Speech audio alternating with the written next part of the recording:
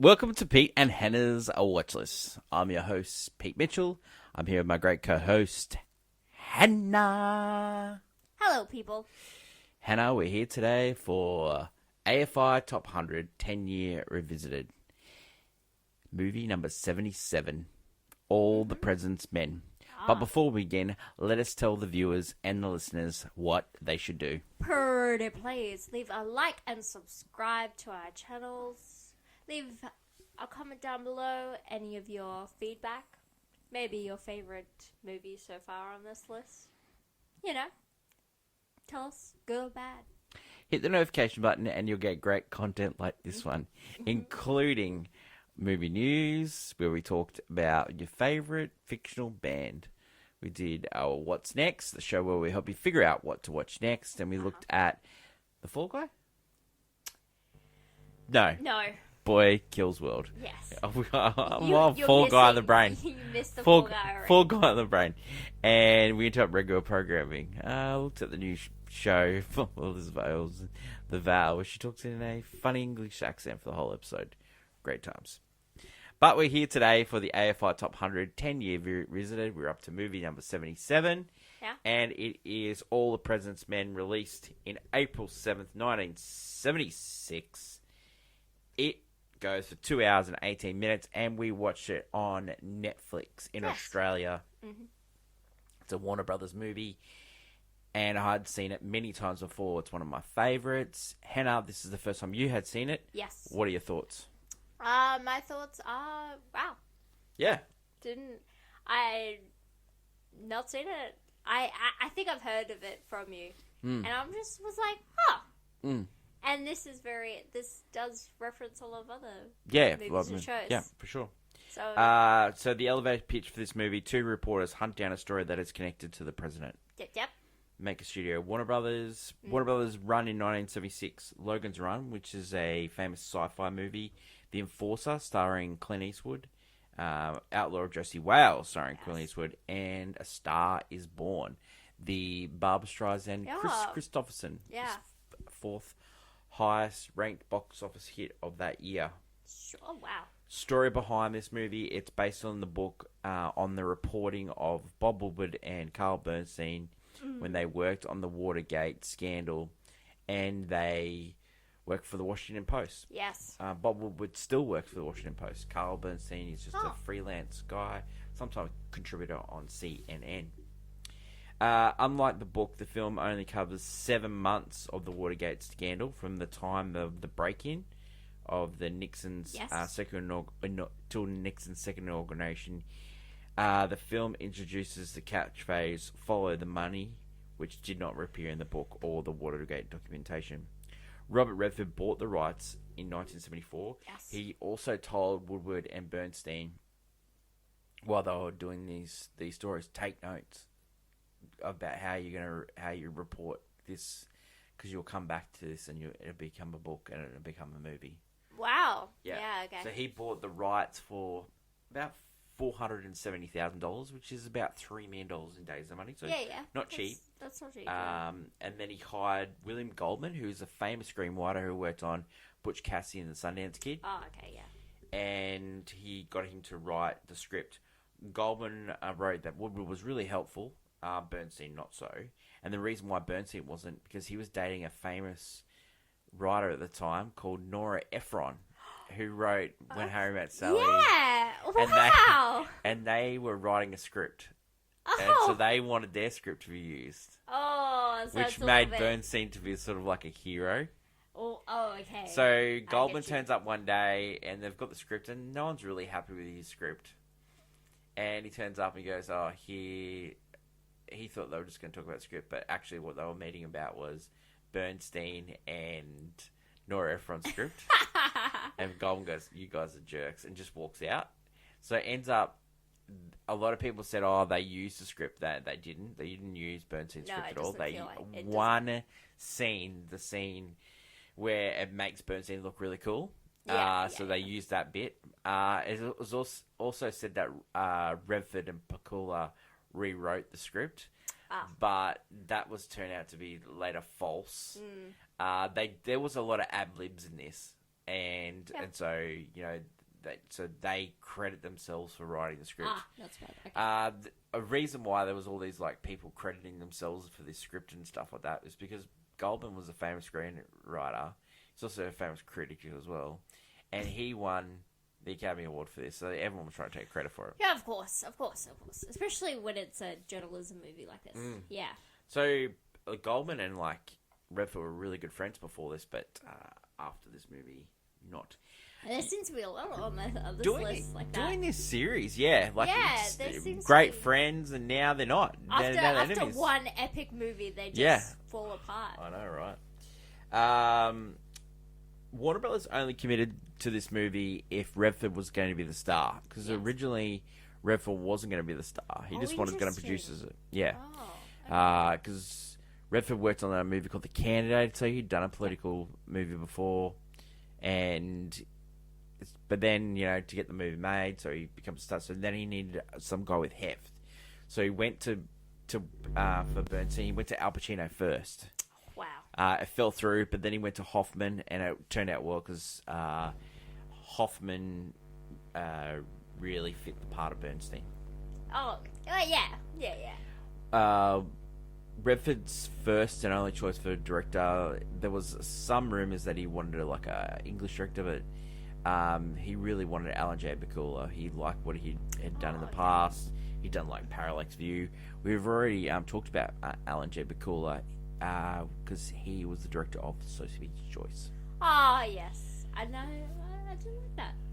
Yeah. Just for those, a reminder, my favorite Bakula movie is The Pelican Reef. Oh. Yes. This movie had a budget of $8.5 million. It ran over by 30 days, and it ran over budget. Okay. This movie was shot by legendary cinematographer Gordon Willis. Yeah. And he shot movies, I don't know if you've ever heard of them, Godfather 1 and Godfather Part 2. Woo! Some hitters. So Robert Redford, he was... Like, he's been in so many movies, The Way We Were, 3 Days in Condor, The Candidate. He directed a movie, Ordinary People, won an Academy Award. Horse Whisperer. Man. Or as I know him, as Alexander Pierce in Captain America. A lot of people know him, yeah. He was also one of the founders of Sundance. Dustin Hoffman, he won his Academy Award for Rain Man, but he was in Tootsie. He was in...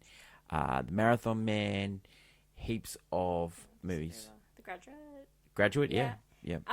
Most well known for being Lisa's substitute teacher in season 2 of The Simpsons. Not the first time you're going to bring up that as well. Jack Warden, famous character actor. He was in The Verdict. He was in a lot of Warren Beatty movies.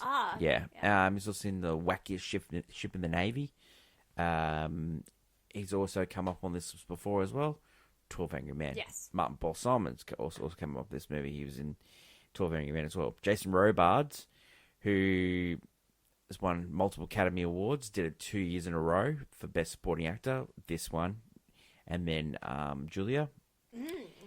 He wasn't the first choice for Ben Bradley. George C. Scott was. Ben Bradley was sort of the real Ben Bradley Jr. He was sort of against the movie at the start. But then he thought, I better support it because he wants to portray that it's really important for journalism to follow the story, get the right get the right people behind it, make sure that they follow their sources, dot their I's, cross their T's. So he thought it was really important. Hal Holbrook was the first choice for Deep Throat. He didn't really want to do it. But Rob Redford said to him, mate, you are perfect for this role. And Woodward, who knew who Deep Throat's the source was, he said that Hal Holbrook was the perfect way. And that turned out to be Mark Felt was the Deep Throat. Mark Felt, they'd made a movie about his life, about him being Deep Throat, and it was played by Liam Neeson in a movie. Oh, wow. Reaction to the film at the time, at box office, it made $80 million, which is the 6th biggest hit, and that year behind Rocky. The critics Ooh. loved it. Critics love movies about the press, and especially if the press are looked after fondly in it. They loved it. I've read a lot of press clippings about this movie, and I really struggled to find one negative one. It won 4 Academy Awards. Jason Robards for Best Supporting, William Gold for Best Adapted Screenplay, Best Art Direction, and Best Sound, which art direction is amazing in this movie. Yeah, I'd feel that. Yeah. Okay, this movie was in a heated battle with some movies for Academy Awards. Tell me all about it. Now, Hannah, I don't know if you've ever seen the 1977 Academy Awards. I don't know. You got to tell me. I'm going to give you some of the movies that were nominated. Yeah. And I'm going to tell you the winner. You'll just probably know the winner. But this is a stacked year. This is one of the most stacked years you've ever seen in your life. Okay, so Hoffman and Redford don't get nominated at all. This is the reason why. Really? Okay. Peter Finch won for Network. Then the nominees were Robert De Niro for Taxi Driver, Giancarlo Giannini for Seven Beauties, William Holden for Network, and Sylvester Stallone for Rocky. And they didn't get it nominated. So Robards won. He was in All President's Men. Ned Beatty, who's in this movie, he was nominated for Network. Burgess Meredith for Rocky. Laurence Olivier for Marathon Man. And Burt Young for Rocky. All nominated for it. You're like, this is just amazing. Well, what a year. Okay, so I'm going to go through. So directing, Rocky won for John G. Avildsen, but Pakula was nominated. Oh, yeah. Ingmar Bergman, Face to Face, one of the most famous movies, like the film Bro. Oh, I love Ingmar Bergman. Network, directed by Sidney Lumet, and Seven Beauties, directed by Lena Warner. Like, this just stacked. Like, okay, so Best Picture. So there's only 5 nominees every year when we're doing that. You got Rocky, you got All the President's Men, you got Bound for Glory, you got Network, and you got Taxi Driver. Yeah, okay. And Rocky wins, but what a stacked Rocky year. wins. Like, That's you got so good. Network, you got Taxi Driver, like, All the President's Men, all on this list. That's a really tough year. Like, can you believe, like, unbelievable. Okay, let's look at some of the movies from 1976. Yeah. You got Rocky, you got Star is Born, you got King Kong. Silver Streak was a Richard Pryor movie. You got The Omen, you got The Enforcer. You got Marathon Man, which was a thriller suspense movie. Like, it's a classic thriller trash movie. Yeah, yep. Starring Olivier and Dustin Hoffman. Like, just banger after banger, all these movies. And, like, what a year for cinema. Yeah. One of the best. Rocky, my dude. Yeah, and Rocky won, like, and it's gonna be on this list too. It's on the list, so we'll talk about it more later. But like, you can say, look, seriously, you could fight for All the President's Men. I think Rocky should have won Best Picture. I think it's one of the great stories. But Pakula's directing this movie is outstanding, and that's what this movie is about. But you gotta go with the. We'll talk more on the directing of Rocky. But you can break the. Like, you can have one for Best Picture and one for directing. Like, it's 2 different awards. I'm just ashamed that Pakula never won an Academy Award. Usually they go hand in hand sometimes, most of the time. So there's heaps of stories of how this movie was made, from, like, the Goldman, Redford split up and all that stuff like that. There's, like, reactions to the film recently. Rotten Tomatoes 94, Letterboxd 4.2. IMDb 7.9. There's heaps of Watergate stuff. Like the next week's movie pokes fun at Watergate. Later. Oh nah, I know. I think I know. Simpsons use the car park scene in Watergate. Yeah, not in the car park scene. There's a scene where they go to the library as well, and they go through all these names, and Simpsons do that in that same episode. Sideshow Bob episode. Yeah. Every week on Movie News, we play a game called Hot Take Clickbait. Yeah. And we do that also here on AFI Top 100. What is your hot take, Hannah? That the reporting movies start off quite boring. And they only get interesting if there's, like, some sort of, like, point in the story where the journalists' lives are in danger, and it all becomes like a suspense towards the end. Because journalism is But- dangerous. Yeah, and that's what they make it out every time. Like, it's not just like there's, they have to uncover something. No, it's like to the point where they uncover something, they're about to die. And it's like, it's the craziest thing, and you're like, but it's real. But it's like, they have death threats. They're always under surveillance, and it's so interesting in movies that make it very suspense, but you never know the reality. It's really weird, isn't it? It feels like it's so. Try and make them out better than they They're are. so. It's such a dangerous job. Oh, it's so dangerous. It's so dangerous. My hot take is, how did Rob Redford never win a Best Acting award? Never won one. It's so weird because he does give. I would put him with like he's like a dreamboat, like like just like he's a leading man. He was one of the hottest people in the 70s. Dreamboat leading man kind of thing, and I totally see him if he did like I would have if you have told me that of course he's one, I would have believed you. Yeah, Like, I just can't believe it. Like, it's just looking back and like Network, which is on this list as well. Like Peter Finch, who died that year, Australian as well. Yeah. Famous performance. So I'm not saying, but he didn't even get nominated, and he's great in this movie. Yeah, he's really good. I don't know. It's just, I think it's just like I think if he didn't like, it's one of those things that just time passes. Kind of like I would honestly think if there wasn't a slow year, I don't think Leo would have gotten one anytime soon.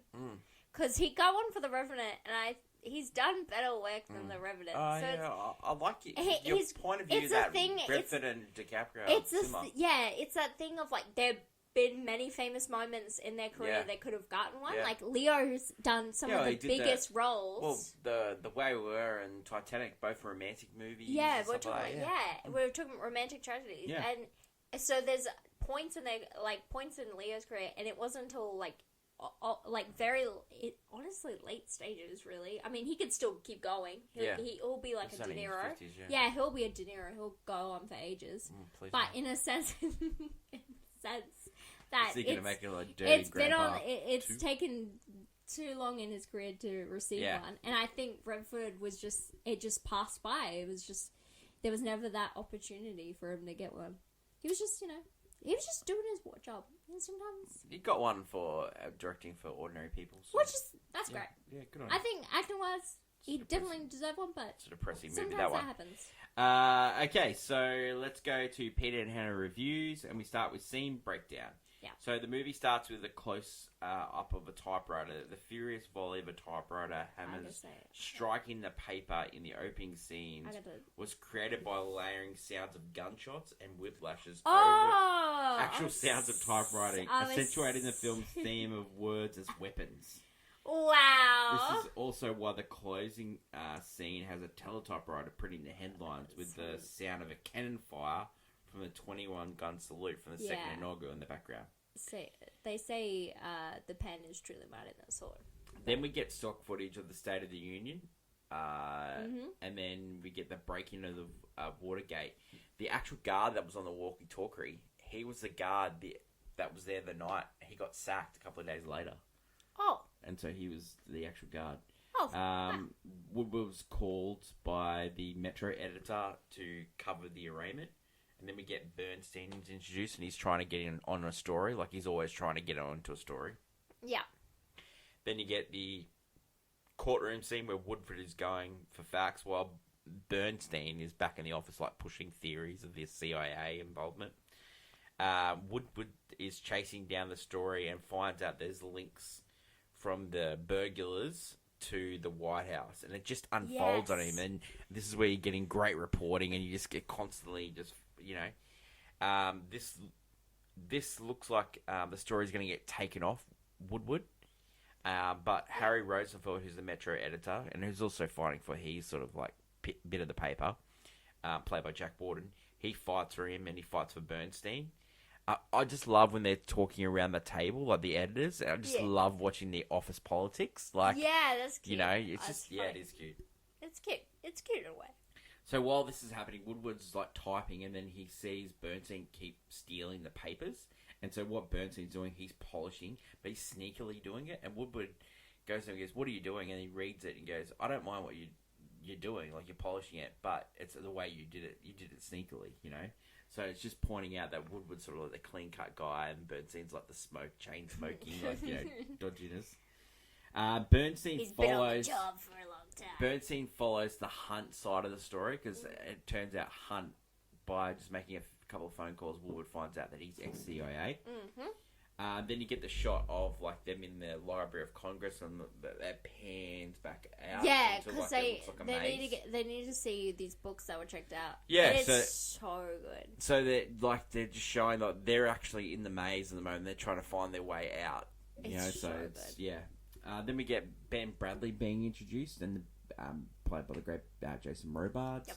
Ben Bradley's like, he was famously really tight with the Kennedys, so it was always seen that he was against Nixon. Yep. So, and this is where he comes up with his famous line, "You don't have it." They think they've got it. You don't have it. And then we get Woodward talking to Deep Throat. Yes. Deep Throat wasn't named that at the time. It was named by an editor later in the movie. I love that. Yeah. It's a famous, but he means... movie, Deep Throat. That's why it was called Deep Throat. Then Deep Throat says, you got to be careful. You can't call me. It's got to be a secret code decided upon. Love it, the code. The famous, underground car park scene. You put the stake in the ground. Good. The first meeting in the car park, he tells the famous story of Gordon Liddy, which is like a crab story from Silence Arabia. Ah, yeah. Yes. So the famous with putting the hand over the flame. It was also used in Lethal Weapon as well.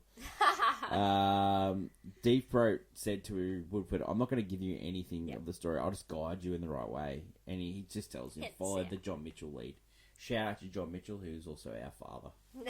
Yeah. Not the same John Not Mitchell. the guy. Not this guy, but, we're talking about Mitchells. Same dodginess. Yeah, us Mitchells, yeah. Stick together, Mitchells. Yeah, and so, the next bit, which is... The next bit is when Bernstein goes to Miami, and this is where the scene where he uses his script. They use his script because the sneaky way he gets into the office. Yeah. Yeah, because it makes Carl Bernstein look like a great guy. And then so you get Bernstein, what he's doing. Woodward's making calls, and so it's just the counter point of their reporting. They make it out at the start. They're saying Birds. He's been on the job for a while and he's got connections. Yeah, whereas he's new. Yeah, he doesn't. Yeah. He's just gonna make calls and stuff. Yeah, Woodward's only been doing it for 9 months. It kind of works because they both have different. They both can get around different things. So then we get the morning meeting. Just loving these morning meetings. Bernstein calls Mitchell. Bradley, at this stage, Bradley is warned by the other editors, saying, you've got all these weird sources that no one wants to go on the record, and, you've got 2 neophytes doing this. You need to be careful. This could take down the paper. It really could, yeah. Then we find out one of the editors, they named the Deep Throat character, and all this is it's shaking the idea that this is a story in Ben Bradley's mind, and that's why he keeps saying, "You don't have it yet, guys. You don't have it yet. Yeah. Give me another source. Give me another source." So they continue to chase the story, and then you get the lift scene. Is there any place you don't smoke? Because Bernstein's just chain smoking in this movie. Hoffman's just I know. There's some bits where he's just cleaning it up behind him. And then you get they go and ask a reporter who used to date someone on the committee, "Can you help us out?" Bernstein's really pushing. Woodward's like, no, you don't. If you feel uncomfortable. Yeah. Then we get the Ben Bradley, Lyndon Johnson story. How he had a story, and it was definitely true, and then Lyndon Johnson made it out not to be true because he just changed his mind. And he said, and so... fuck Ben Bradley. Yeah.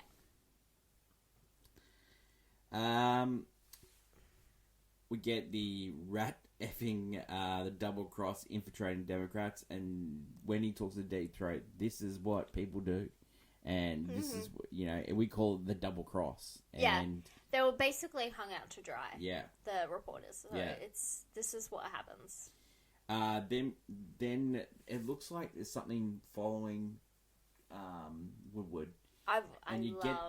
You get the music here, and the music for this movie, the composer was David Shire, who worked on Saturday Night Fever. He did a great job in this movie, because like you think someone's following, and then suddenly the music stops. The bit, when he's walking at night, and you just think, oh god, like it actually is really good. It's really well done. Then you get the talking to another reporter, Sally, who has an acquaintance called Ken, who's sort of like they're sort of seeing her, that Ken's married. He doesn't want it to come out, and all this goes into the Brent Bradley conversation, where Bradley's like, all these sources, you need to get more. So Woodward and Bernstein are working on their sources. The editor meeting, they keep saying it's thin. I need another source. So then they go away, and then Bernstein calls a guy and says, I'm going to count to 10, and if you think it is a story, then don't hang up. But if you think I'm not barking up the tree, hang up. And then it turns out later that the guy misheard him and sort of thing. Or was just covering when he's his like track. counting, he was like, oh, and then like the tension's building, and he was so and then he's like, oh, we got it, we got the story, we got it, it's gold. He's like, it's gold. And then like Bradley, when the story all falls apart, merging of the names, and he calls out, Woods died, and I think that's us. I was like, so the Washington Post is getting attacked, so then the boys go and try and figure out where they went wrong, and so they're all working on how we got this story wrong. We thought we got this right. Yeah. And so Ben Bradley decides that they're going to back the boys, and they're going to stand by our story. Yeah. Woodward's late to the meeting with Deep Throat, and when he gets there, he says, I'm sick of this. You're just going to tell me, is Haldeman involved or not? Did we make a mistake? He says, no, you didn't make a mistake. The only mistake you made is you made Haldeman slip away. You think they're all safe now. This goes all the way to the top. You need to keep You can't fighting. shoot high because you'll miss. And I wanted to let you know on something. Your lives are in danger. There's so much heat here. And then when he gets to the scene where he goes back to Bernstein's apartment, he puts music on and he types, you are in danger. Oh my God. We're under surveillance. They go to Bradley's house saying that everyone's involved. It goes all the way up. He goes, okay, do you know that they've done a poll and no one knows this Watergate situation exists? They think it's laughable. Have 15-minute break, had a hot bath, and then get back to it. And then, there's nothing writing on this story except for the First Amendment, except, the Constitution. Freedom of journalism. Hey, and don't F this up, or I'll get mad, Yeah. And then we what a pep talk. Fast forward into the second inaugural, and then we get the teletyper, and that's the end of the movie. Like, it tells you the whole story of people getting caught, and all the people that they said were involved, and then it also gets into the thing that the president right up and thing. I love how it's typed out on the typewriter. He's deleted the tapes, and that's what got him in the end. I love it's that. Not the crime, that it's the cover up. And so they didn't show any of that. And I love that bit of the movie. I love the way this movie ends. Yeah, it ends. But it wouldn't be made like that today. I understand, but I like how it ends because sometimes with the journalism movies, they do this thing where they build up, and then as soon as they're getting people start following them and they're under heat, and you're still going on. There's still more of a movie. Whereas this one, it's like as soon as they they know they've broken the story, they just now need to actually put all their effort in. Yeah. To getting all the facts right.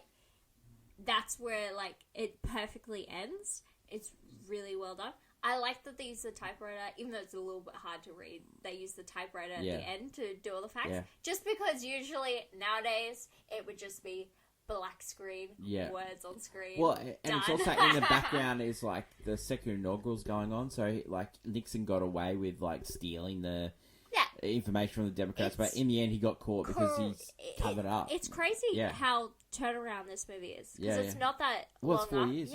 It's not that long after. The most recent movie to do that was the movie Dumb Money. That's like a year. That was like a year. Yeah, well, we did bring that up when we were talking about Dumb Money. Like you thought and then we said this is an example of it, like it has done in the past. So. It's I don't mind it because it's technically in a weird way like. Even though this is years for us. We weren't even a part of this thing. Yeah.